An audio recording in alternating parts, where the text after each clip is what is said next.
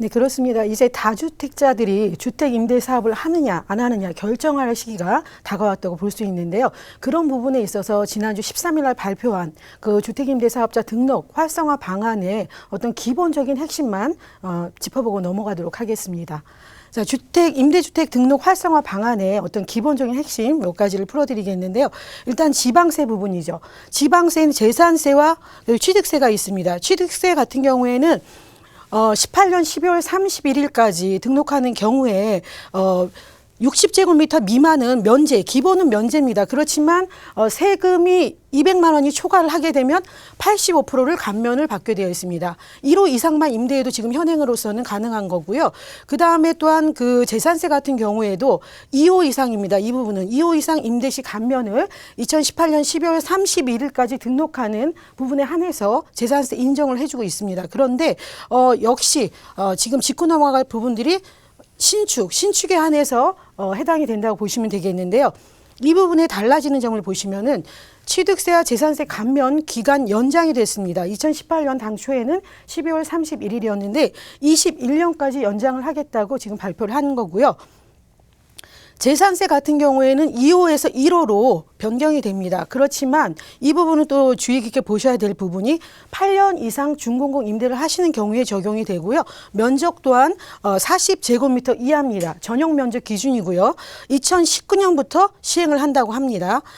재산세 감면 같은 경우에는 공동주택 오피스텔만 기존에 됐었는데요.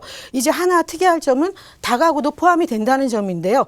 다가구 같은 경우 역시 8년 이상 준공공 임대 사업자에 한해서 그리고 면적 같은 경우에는 역시 40제곱미터 이하에 한해서 적용을 동시 2019년부터 적용을 받을 수 있는 그런 부분이 되겠습니다.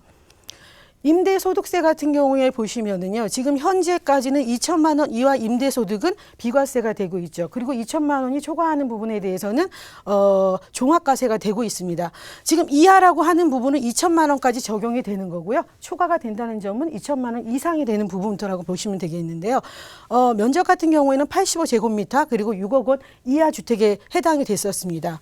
그리고 3호 이상 임대하는 경우에 적용을 받았었는데요. 그리고 지금 현재는 필요 경비율을 60%까지 인정을 하고 있습니다. 그렇지만 달라지는 점을 보시면은요.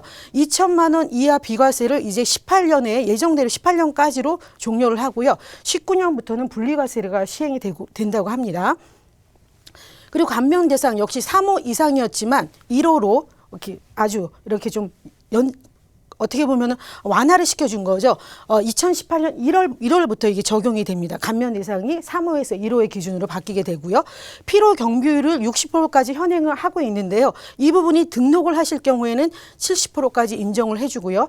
등록을 안 한 임대사업자 같은 경우에는 50%로 됩니다. 그렇기 때문에 이 경비 차감하는 면에서는 굉장히 많이 또 등록을 안 하면 불리해 줄 수 있는데 19년부터 적용을 한다고 합니다. 양도소득세 같은 경우는 구간별로 많이 이렇게 나뉘어져 있습니다. 현재는 수도권 6억 원, 비수도권 3억 이하, 5년 이상 임대 시에 적용을 받았던 부분인데요. 이 부분 달라지는 점이 장기보유 특별공제 같은 경우에도 8년에서 9년은 50%, 10년 이상 70%, 그러니까 8년 이상 70%로 해서 19년부터 적용을 한다고 합니다. 그리고 다주택자들 중과 배제 그리고 장기보유 특별공제의 적용 대상이 현재 기준으로 5년이었습니다. 5년이었는데 이 부분이 8년 이상 임대사업자에 한해서 이 부분을 혜택을 주겠다고 하는 건데요. 18년 4월부터 적용을 한다고 합니다. 종합부동산세 역시 이렇게 보시면 됩니다.